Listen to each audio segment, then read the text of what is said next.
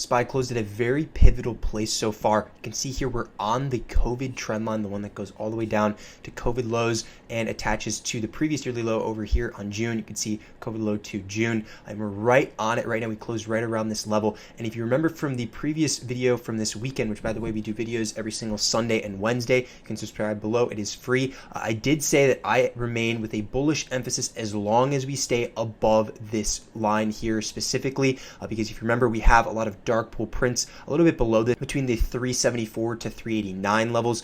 So that's kind of in the meat of this area here. And then also this line was bullish because we did pass by it. We retested around the area back on November 17th, and we've remained above it, which shows bullish emphasis. Now we need to be careful because there's still a good potential we could bounce off of this level, and I wouldn't doubt that happens. However, we have to be careful because of this rising wedge pattern, since this pattern broke to the downside recently. Again, if we have both a breakdown of this wedge where the yellow lines are, like we had here on December 6th, plus right now what it's testing, the COVID trend line, if we were to break down below both of those, that could mean that a major high has been put into place. So I want to make sure you guys understand that, because the risk has always been this COVID trend line here, because as long as we stay above, there's more bullish emphasis. As of now, we're right on it. So it's very important we see where price is, or at least ends up later this week. The weekly candle will give us a lot of confirmation, especially if we're able to bounce off this line here, because if we have a weekly candle close below the COVID trend line, that shows confirmation for further downside. Also important to note, along with the rising wedge pattern on SPY, we have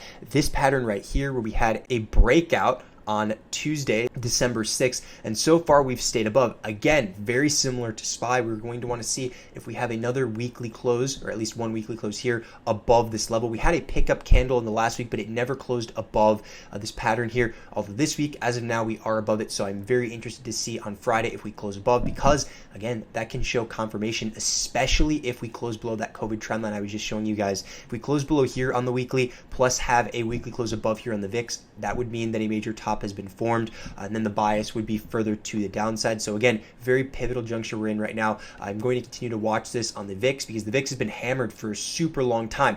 It's not insanely bullish at the moment. Yes, we did break out of this pattern. However, one could argue that another key pattern is this over here, which I'll just draw real time for you, the one that goes all the way back to November 4th of 2021. You can see here we broke above this. However, there's another pattern up here, the one that's the most important, which goes across over on this level. So we are above the first one I just showed you, which is the one which I guess I'll draw two lines for you guys to see and visualize. But you can see here we are above the first one over here, plus we're above this pattern where we broke out of, although we still have one more to go. So unless we can get above both this and then also below that COVID trend line, then I will not be a full bear yet. I like to wait for confirmation. And a lot of people say, oh, you can miss out on a lot of the move if you wait for confirmation. However, there's a lot of risk in the market, and by waiting for confirmation, it gives you a lot less risk.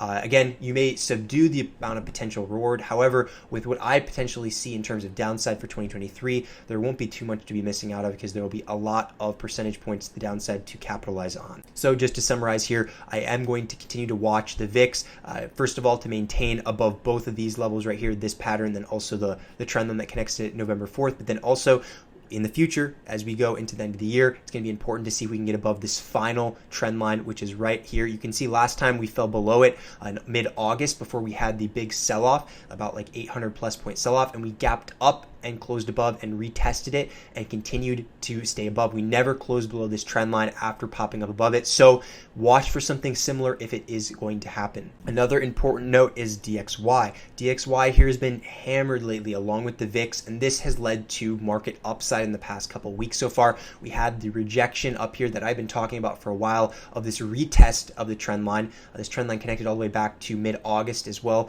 around that time period where we saw a major top form in the market. And after the retest, it's been continuously selling off, and now we're in a demand range. However, does not look very strong in this demand range. And the reason I say that is we've had two tests, as you can see here, two tests of this demand range with a very subdued bounce. That shows there's not a lot of strength. If it was to have a strong bounce, for example, bounce straight off of this and continue higher, then that would show a lot of strength around this zone. However, we've had two bounces so far. Not much has happened since then, just a couple days up, that is, and then continuous downside after. And right now it's trying to get a last bid on this demand level. However, it's not showing too much strength yet. So as of now, the dollar doesn't look insanely strong, and that can help, at least in terms of general strength for the overall market. Now, VIX, like I just showed you, is breaking out in a sense. However, we're still not above this line that I just shared with you earlier from November 4th, and DXY isn't showing that much strength. So as of now, in the back end portion of the market, it's not showing too many warning signs at the moment. Could this change? Yes, but I'll continue to watch this.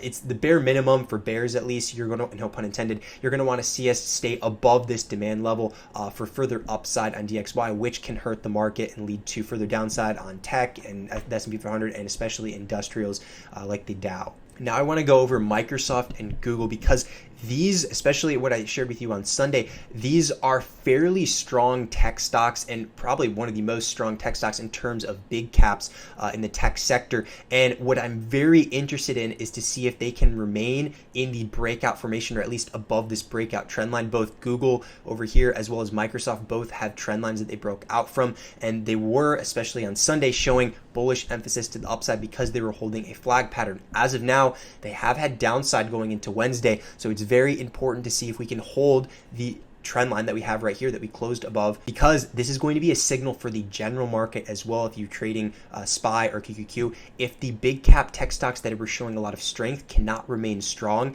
then that is going to be a telltale sign of further downside for the general market, because these are the ones that are kind of holding up the market in a sense. Now, obviously, these are just a percentage of the entire market. However, looking at these, like I said earlier in the week on Sunday, these were some of the strongest takers we have been seeing. So again, if these break down, that is going to lead to some more downside in the market, because these weren't able to stay up, and it shows just general weakness, especially for big caps and tech. So right here we have a key trend line that goes all the way up to December of 2021 before the downtrend started, and you drag it across. As of now, it retested it intraday and had a bounce. Not an insane bounce, and it's certainly not the best to see a big sell-off day like we had on December 6th, but as of now, we have seen a bounce, and there's no daily close below this level. A daily close below this level would kind of negate potential bullish emphasis. So as of now, this is at the make or break standpoint. If it's able to have a retest and bounce off of it, then great. But otherwise, if it's going back under and we have a daily close under, that will likely mean that the sell-off is starting for the general market, especially if you have this on Microsoft and Google, which would probably happen on the same day,